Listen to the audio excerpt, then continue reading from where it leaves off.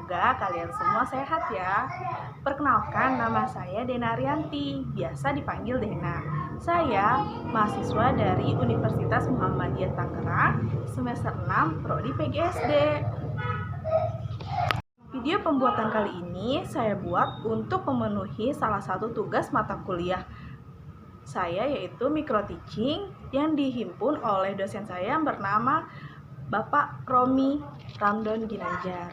Nah, pada pertemuan kali ini atau pada video kali ini saya akan membahas materi yaitu RPP tema 1, subtema 1 dan pembelajaran 1. Apa itu ya? Pembelajaran 1, subtema 1.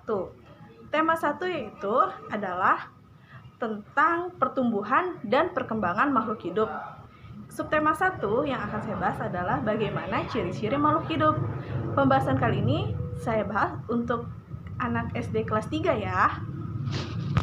Pada kali ini saya akan menjelaskan apa itu pertumbuhan, apa itu perkembangan, bagaimana itu pertumbuhan dan bagaimana itu perkembangan, dan yang lebih saya akan jelaskan di sini adalah ciri-ciri makhluk hidup.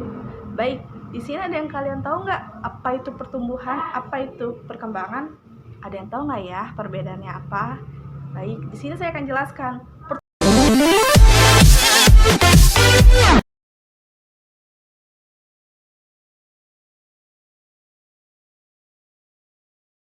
Nah, kalian di sini bisa lihat nih, apa itu perbedaan antara pertumbuhan dengan perkembangan.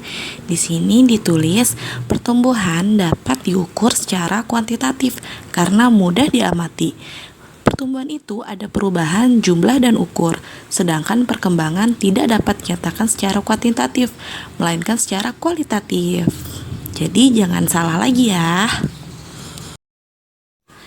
Nah, selanjutnya ada faktor-faktor juga nih yang dapat mempengaruhi pertumbuhan dan perkembangan.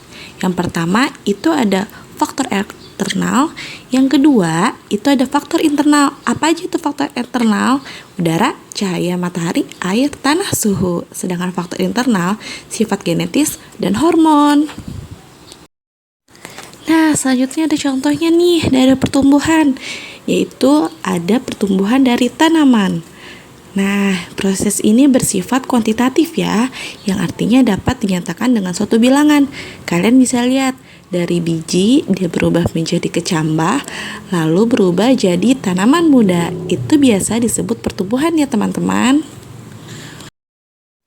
Nah, selanjutnya ada lagi nih contoh pertumbuhan dari manusia, yaitu yang awalnya dari bayi, berubah menjadi balita, berubah menjadi anak-anak, dan menjadi dewasa. Itu pertumbuhan contoh dari manusia ya teman-teman. Nah, selanjutnya ada lagi nih pertumbuhan dari hewan, yaitu dari kupu-kupu. Ayo, siapa di sini yang sering lihat kupu-kupu? Inilah pertumbuhannya, dari telur dia menjadi ulat, menjadi kepompong, lalu berubah menjadi kupu-kupu muda, dan terakhir menjadi kupu-kupu dewasa.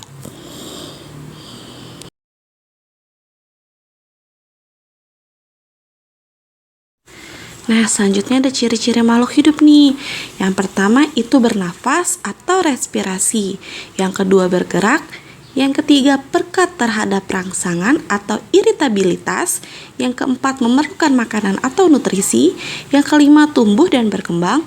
Keenam berkembang biak atau reproduksi. Ketujuh dia beradaptasi. Kedelapan regulasi. Dan terakhir nih, kesembilan ada ekskresi. Nah, inilah contoh-contoh dari makhluk hidup.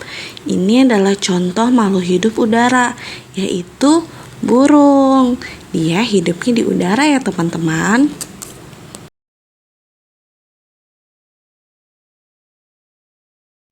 Dan selanjutnya itu ada hewan yang hidup di air atau di laut, yaitu ikan. Nah, lalu ada hewan darat nih. Contohnya aja ya, yaitu kelinci. Imut banget ya dia.